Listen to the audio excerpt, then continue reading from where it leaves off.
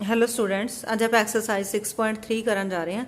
ਠੀਕ ਹੈ, ਤੇ ਤੋਂ ਪਹਿਲਾਂ ਜਿਹੜੀਆਂ ਹੈਗੀਆਂ ਆਪਾਂ ਥਿਊਰਮਸ ਕਰ ਚੁੱਕੇ ਹਾਂ। ਜਿਹੜੀਆਂ ਥਿਊਰਮ ਆਪਾਂ ਕੀਤੀਆਂ ਨੇ ਉਹ ਸਾਰੀਆਂ ਤੁਸੀਂ ਇਸ ਤੋਂ ਪਹਿਲਾਂ ਕਰ ਲਿਓ, ਕਿਉਂਕਿ ਵਿਦਆਊਟ ਥਿਊਰਮ ਤੋਂ ਤੁਹਾਨੂੰ ਇਹ ਸਮਝ ਨਹੀਂ ਆਏਗਾ। ਠੀਕ ਹੈ, ਉਹ 3 ਜਾਂ 4 ਥਿਊਰਮਾਂ ਨੇ, ਉਹ ਤੁਹਾਨੂੰ ਸਾਰੀਆਂ ਕਰਨੀਆਂ ਪੈਣਗੀਆਂ।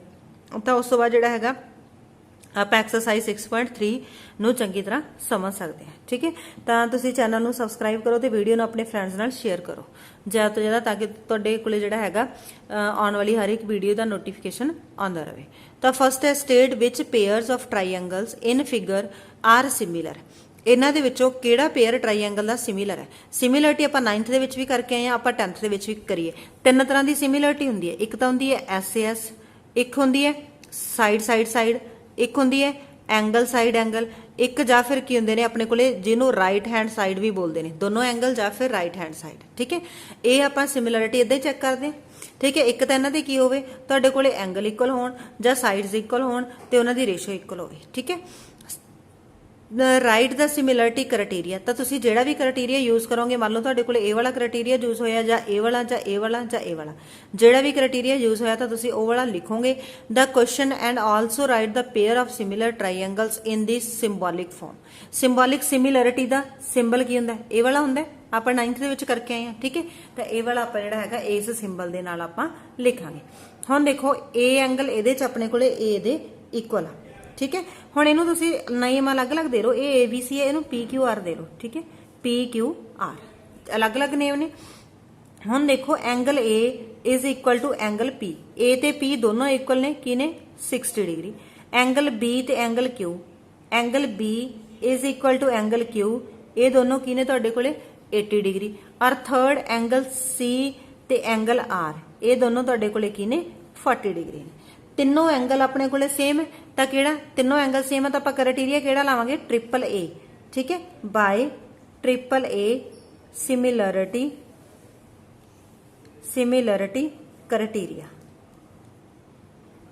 ਕ੍ਰਾਈਟੇਰੀਆ ਟ੍ਰਾਈਐਂਗਲ ਕਿਹੜੀ ABC ਸਿਮਿਲਰ ਕਿਹਦੇ ਆ? Triangle PQR। Clear?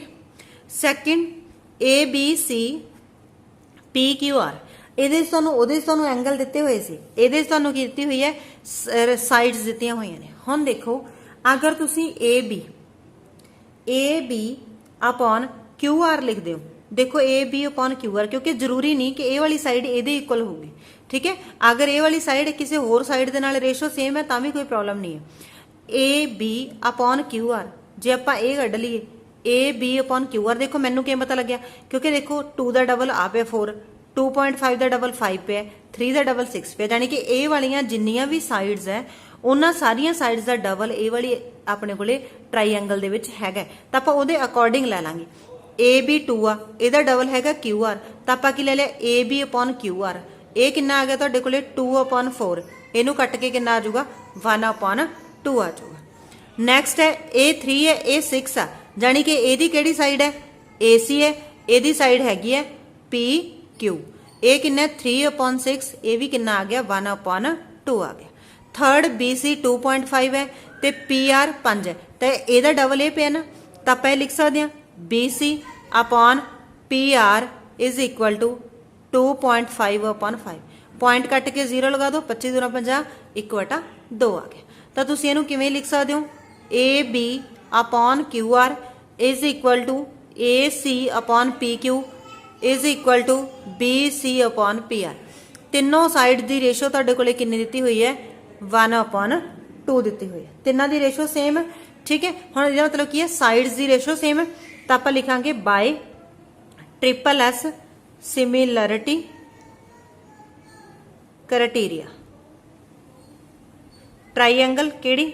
Triangle ABC similar ਹੈ ਟ੍ਰਾਈਐਂਗਲ PQR ਤੇ। ਕਲੀਅਰ? ਠੀਕ ਹੈ, now move to next part number 3rd। Third part ਦੇ ਵਿੱਚ ਕੀ ਹੈ? ਦੇਖੋ ਹੁਣ ਇਹ ਹੈਗੀ LMPDEF। ਹੁਣ ਮੈਂ ਦੇਖ ਰਹੀ ਹਾਂ 3 ਦਾ ਡਬਲ ਇਹ ਪਿਆ 6, 2 ਦਾ ਡਬਲ ਇਹ ਪਿਆ 4, ਇਧਰ ਹੈਗੀ 2.7। 2.7 ਦਾ ਡਬਲ 5 ਨਹੀਂ ਬਣਦਾ, ਕਿਉਂਕਿ 5 ਕਿਹਦਾ ਡਬਲ ਬਣ ਰਿਹਾ? ਤੁਹਾਡੇ ਕੋਲੇ 2.5 ਦਾ ਡਬਲ ਬਣ ਰਿਹਾ। ਤਾਂ ਆਪਾਂ ਲਿਖ ਸਕਦੇ ਹਾਂ LM L M upon D E, ये तुसी कोई मर्जी साइड लिख सकते क्योंकि ये इक्वल नहीं हैगी। Not equal to M P upon E F, not equal to L P upon D F, तिना की रेशो इक्वल नहीं। देयरफॉर तुहाडे कोले की आ जाऊगा triangle L M P and triangle D E F are not similar. ये triangles तुहाडे कोले की है सिमिलर नहीं है। Next part M N L P Q are.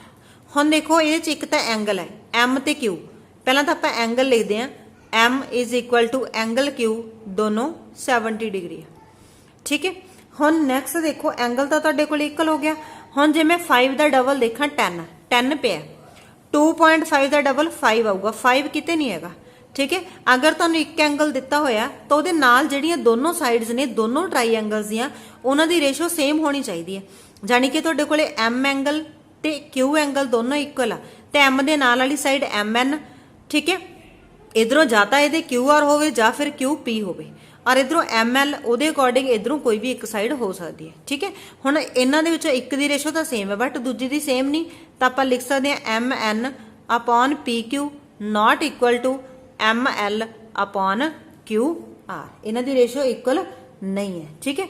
Therefore triangle M N L and triangle P Q R not similar, ये similar नहीं है, क्लीयर, ठीक है।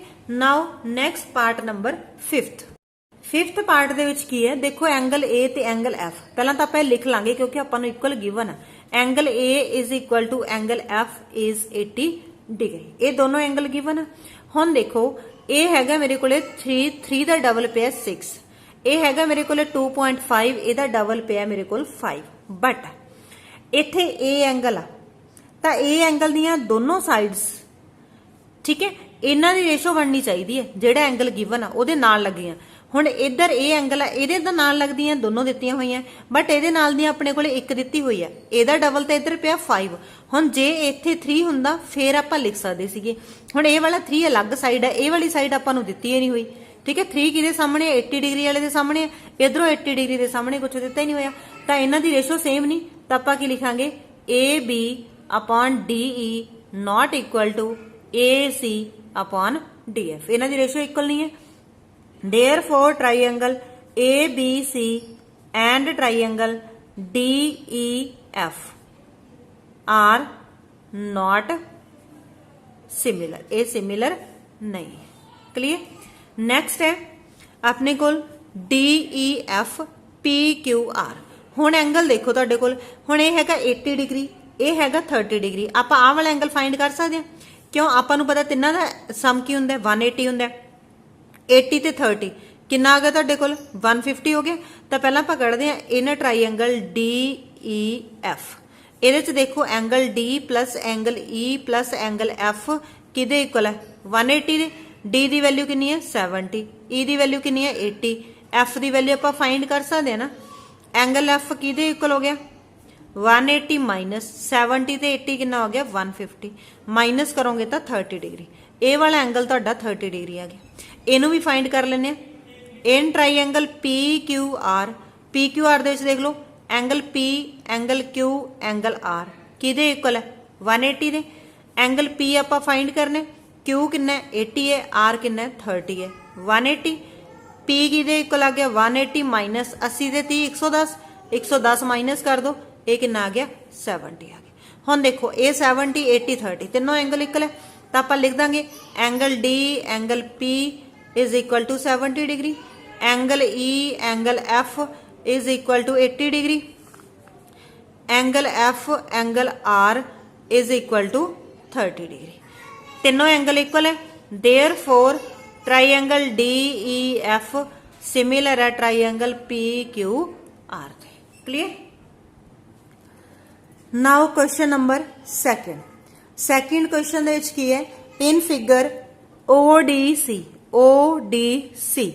ठीक है, एंड OBA, एक तो तुहानूं ODC दिती हुई है, एक दिती हुई है OBA, ए वाली ट्राईएंगल दिती हुई है, ठीक है। एंगल BOC एंगल BOC ए वाला तुहानू 125 दिता होया, एंगल CDO ए वाला तो है 70। फाइंड DOC तुसी आ वाला एंगल फाइंड करना है, DCO ए वाला एंगल फाइंड करना है, OAB ए वाला एंगल फाइंड करना है। ठीक है, हुण देखो आपां नूं की है, ये नहीं दिता होया कि पैरेलल है, तो आपां पैरेलल वाला जिहड़ी हैगी कंडीशन वो ला नहीं सकते। ठीक है, तो आपां की करदे हुण देखो आ वाली जिहड़ी लाइन आ तुहाडे कोले आ वाला 125 है, आ पूरा एंगल 180 बन जूगा ना, तो आपां लिख लैने angle DOC plus angle COB ये किहदे इक्वल आ जाऊगा 180 दे इक्वल आ जाऊगा। ठीक है, तो आप की कर सकते हैं, ये 180 के इक्वल आ जाऊगा, क्यों? क्योंकि ये की है लीनियर पेयर है। ठीक है, ये हैगा तुहाडा लीनियर पेयर। हुण DOC तुहानू गिवन नहीं हैगा, DOC प्लस COB गिवन है, COB कितना दिता होया, BOC लिख लो चाहे COB लिख लो, 125 is equal to 180, DOC 180 minus 125, इनू माइनस कर दो, माइनस करोगे तो तुहाडे कोले वैल्यू कितनी आ जाऊगी 55 डिग्री। एक एंगल तुहाडे कोले फाइंड हो गया DOC, ये वाला एंगल तुहाडे कोले फाइंड हो गया। ठीक है, हुण ये वाला एंगल आ गया, हुण आ वाली ट्राईएंगल लै सकदे आपां, इन ट्राईएंगल किहड़ी DOC they which angle DOC plus angle COD plus sorry OCD plus angle ODC, तीनों एंगल लए है। ये मैं ODC क्यों लिया, क्योंकि D दे विच दोनों एंगल आ जाएंगे, इस करके आपां नूं एंगल पूरा मैंशन करना पऊगा कि तुसीं किहड़ा लै रहे हो। तो तुसीं आह वाला एंगल लै रहे हो तो ये किहड़ा आ रहा है ODC आ रहा है। ठीक है, DOC आपां फाइंड कीता है 55 डिग्री, OCD है नहींगा, ODC तुहाडे कोल हैगा 70 इज इक्वल टू 180, इनू ऐड कर लो 70 ते 55, OCD plus 125 is equal to 180, OCD is equal to 180 minus 125, minus कर दो तो यदी वैल्यू भी कितनी आ गई तुहाडे कोले 55 डिग्री आ गई। एक एंगल तुहाडे कोले OCD भी फाइंड हो गया। ठीक है, OCD आ वाला हो गया, आ वाला हो गया, दोनों एंगल हो गए, क्योंकि इनू तुसी DCO भी लिख सकते हो, ODC भी लिख सकते हो, कोई फर्क नहीं पैंदा। ठीक है, इनू जे तुसी लिखना ते भी लिख सकते हो ODCO। ठीक है, दोनों सेम ही चीज है। नैक्सट है OAB आपां आ वाला एंगल फाइंड करना। हुण देखो आ एंगल तुहाडे कोले हैगा, तो आ वाला एंगल ते आ वाला एंगल इक्वल होणगे, क्योंकि आ वाली लाइन ते ए वाली लाइन कट कर रही ने, मीनस की है तुहाडे कोले वर्टिकली ओपोजिट एंगल है, तो आपां लिख सकते हैं angle DOC is equal to angle AOB, दोनों एंगल इक्वल ने, क्यों इक्वल ने, वर्टिकली अपोजिट एंगल्स, ये तुहानू लिखना पऊगा नाल। ठीक है, जो भी रिजल्ट यूज करोगे तुहानू मैंशन करना पऊगा। DOC तुहाडे कोले कितना आया सीगा 55 डिग्री, तो AOB भी कितना आ गया, AOB ये कितना आ गया 55 डिग्री आ गई। बट आपां ने किहड़ा एंगल कढना है, ये वाला एंगल कढना है। ठीक है, वो एंगल तुहाडा आ गया। हुण आपां नूं ये गिवन सीगा एक, ठीक है, आपां नूं गिवन की है ट्राईएंगल ODC सिमिलर है ट्राईएंगल OBA दे, जानी कि O एंगल O दे इक्वल आ गया, D एंगल B दे इक्वल आऊगा, A एंगल किहदे इक्वल आ जाऊगा C दे इक्वल आ जाऊगा। इहदा C ते इहदा A, इहदे C नूं तुसीं की लिख सकदे हो DCO, एंगल DCO किहदे इक्वल आऊगा एंगल OAB दे। ये क्यों आया, बिकॉज की है बाय CPCT, बाय CPCT आ गया। DCO तुहानू पता है, DCO तुसीं फाइंड कीता होणे 55 डिग्री, एंगल OAB, तो एंगल OAB किहदे इक्वल आ जाऊगा 55 डिग्री दे इक्वल आ जाऊगा। तीनों एंगल तुहाडे फाइंड हो गए। क्लीयर? ठीक है, now move to next question, exam question number 3।